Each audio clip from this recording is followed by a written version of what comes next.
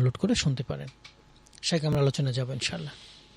জি, আলহামদুলিল্লাহ রাব্বিল আলামিন ওয়া সাল্লাতু ওয়াসসালামু আলা সাইয়্যিদিল মুরসালিন নবিয়িনা মুহাম্মদ ওয়া আলা আলিহি ওয়া সাহবিহি আজমাইন।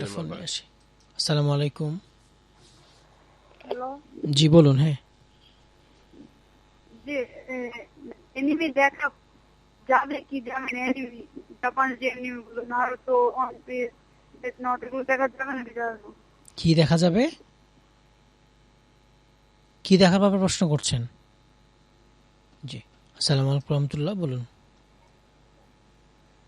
জি, প্রশ্ন করবেন। আর আমার প্রশ্ন হচ্ছে 3টা, তবে আমি কথা বলার পরে প্রশ্নগুলো আমাকে বলবেন। ফোন আমার একটা, তো তাই। প্রথম প্রশ্ন হচ্ছে, আমি 7 দিন নামাজ পড়তে পারিনি, এখন আমি 7 দিনের নামাজটা কিভাবে আর কোন নিয়মে পড়বো সেটা। আর 2 নম্বর প্রশ্ন হচ্ছে যে আমরা যখন ওয়াশরুমে যাই, পানিটা যখন খরচ করি, তারপরে কি আমরা কিছু ব্যবহার করতে মানে কিছু ব্যবহার করবো? আর 3 নম্বর প্রশ্ন হচ্ছে যে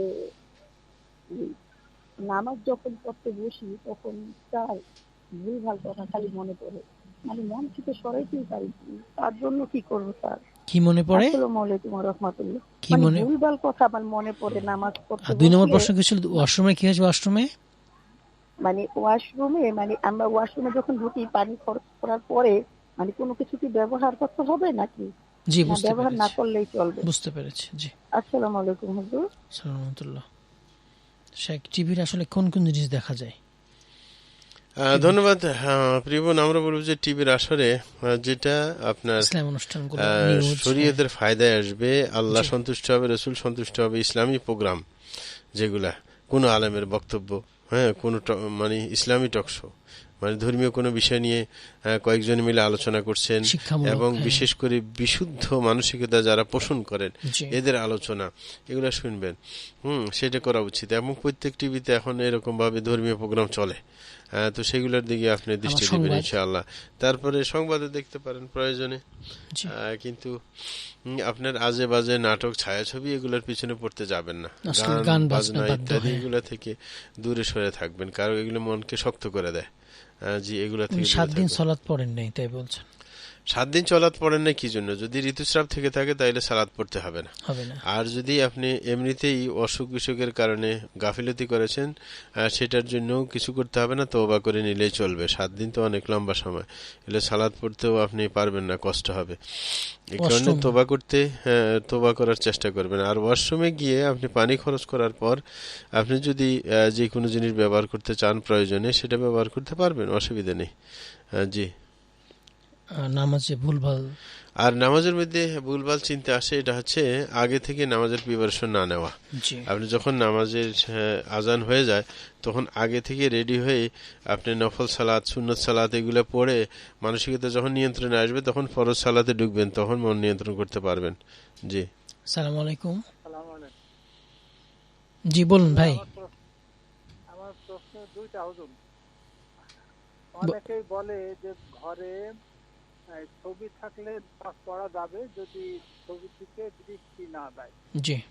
আর 2 প্রশ্ন, এটা শরীয়ত সম্মতভাবে কতটুকু মানে? পরের প্রশ্ন বলেন। পরের প্রশ্ন। আর তো হলো হুজুর, নামাজ পড়তে সূরা ভুল হয়েছে, ওই সূরা বাদ দিয়ে আমি নতুন একটা সূরা। আসসালামু আলাইকুম। জি বলুন। আসসালামু আলাইকুম। ওয়া আলাইকুম সালাম। জি বলছেন। জি বলেন। জি, প্রশ্ন করবেন। ফোনটা কেটে গেছে। ঘরে ছবি থাকলে নামাজ শেখ। জি ধন্যবাদ। আমরা বলবো যে ঘরে ছবি ঝুলাতে যাবেন কেন, এটা হচ্ছে কথা। ঘরে ছবি ঝুলাবেন না। হ্যাঁ, ছবি থাকে যেই ঘরে, সেই ঘরে ফেরেশতা প্রবেশ করে না। সুতরাং অবশ্যই এই কথা খেয়াল রাখবেন, ছবি ঝুলাবেন না। আসসালামু আলাইকুম, বলুন। জি, প্রশ্ন করবেন। ফোনটা কেটে গেছে। সূরা ভুল হলে নামাজের মধ্যে, সালাতের মধ্যে। যে সূরা যদি ভুল হয়ে যায় আপনি চেঞ্জ করতে পারেন। যে শুরু করলেন একটা সূরা কিন্তু মনে পড়ছে না, তখন অন্য সূরা চেঞ্জ করে নিতে পারেন, কোনো সমস্যা নেই, এর জন্য সাজদা দিতে হবে না। জি, সে কেমন আলোচনায় যাব। জি প্রিয় ভাইরা, আমরা আরেকটা বিষয় আলোচনা করব, সেটা হচ্ছে আল্লাহ জাল্লা শানুর জিম্মায় যদি কাউকে রাখা হয়, তাদের জিম্মা নষ্ট করা যাবে না।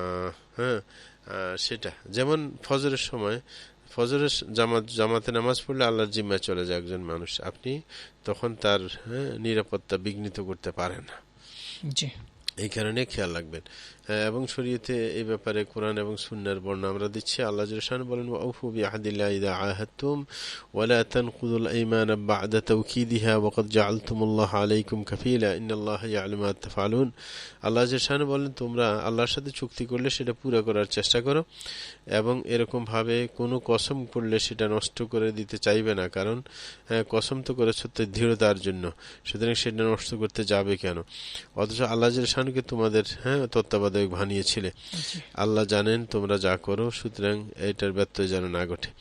এই ব্যাপারে হযরত বুরাইদ ইবনে হুসাইব রাদিয়াল্লাহু তাআলার একটা হাদিস আমরা স্মরণ করে দিতে চাই যে কানা রাসূলুল্লাহ সাল্লাল্লাহু আলাইহি ওয়াসাল্লাম ইযা আমরা আমিরান আলা জাইশিন আও সারিয়াতিন আওসাহু বিতাকওয়াল্লাহ, যে রাসূল আকরাম সাল্লাল্লাহু আলাইহি ওয়াসাল্লাম যখন কোন সেনাবাহিনীর দল পাঠাতেন, কোনো আপনার আমির বানিয়ে দিতেন কাউকে, তখন তাকে তাকওয়ার ওসিয়ত করতেন যে তাকওয়ার উপর চলবে।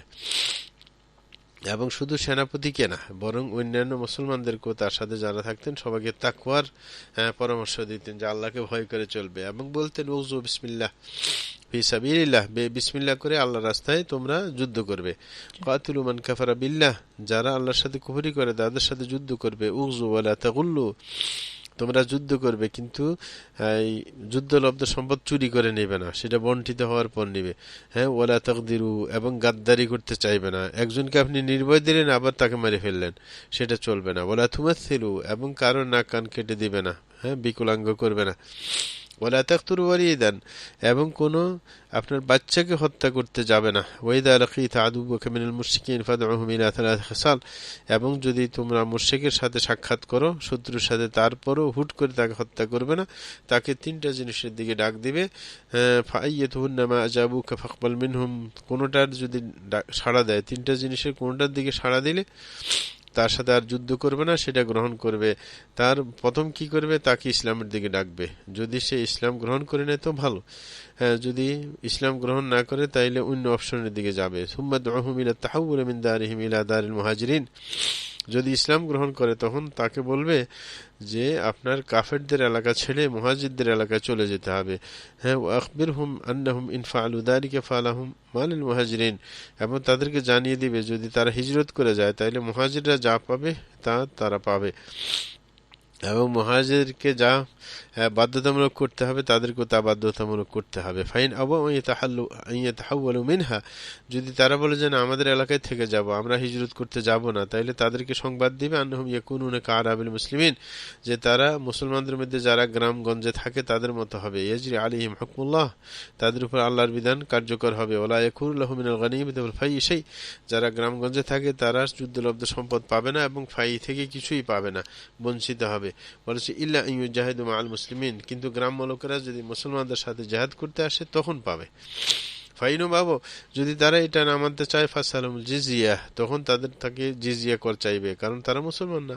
ফাইনু বাজাবুকা, যদি জিজিয়া কর দিতে তারা রাজি হয়ে যায়, ফাকবাল মিনহু ওয়া কুফা আনহুম, তখন তাদের থেকে তা গ্রহণ করবে আর তাদেরকে মারবে না। ফাইনহুম আবু ফাস্তাইন বিল্লাহি ওয়া কাতিলহুম, যদি এই তিনটার কোনটাই না করে তাইলে আল্লাহর উপর আল্লাহর সাহায্য নিয়ে যুদ্ধে লিপ্ত হবে।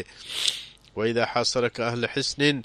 حاصرت أهل حصن فأرادوا أن تجعل لهم ذمة الله وذمة نبيه فلا تجعلهم ذمة الله وذمة نبيه, তোমরা যদি কোনো কিল্লাকে তোমরা ঘেরাও করে রাখো, তারা যদি বলে আমরা আল্লাহর জিম্মা এবং রসুলের জিম্মায় নামতে চাই, তোমরা কখনো আল্লাহ রসুলের জিম্মায় ছাড়বে না, কারণ ওয়ালাকিন ইজআলহুম যিম্মাতাক ওয়া যিম্মাতা আসহাবিকা, বরং বলবে যে আমাদের জিম্মায় নামো, অথবা আমাদের সাথীদের জিম্মায় নামো।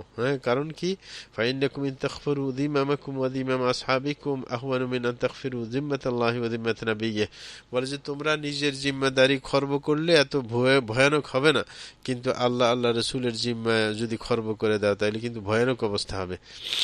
আর যদি বলছেন ওয়াইদা হাসারতা আহলা হিসনিন ফারাদুকা আন তুনজিলহুম আলা হুকমিল্লাহ ফালা তুনজিলহুম আলা হুকমিল্লাহ, বলে যে যদি তুমি কোনো আপনার কিল্লাকে ঘেরাও দিয়ে ফেলো, তারা যদি বলে আমরা আল্লাহর বিধানের উপর এখান থেকে নামবো, তাইলে আল্লাহর বিধানের উপর নামাতে যাবে না, কারণ বরং কি বলবে ওয়ালাকিন আনজিলহুম আলা হুকমিকা ওয়া হুকমি আসহাবিকা, বলে যে না আমাদের বিধান অনুযায়ী নামবে, আমরা যেটা বলবো সেই অনুযায়ী হবে।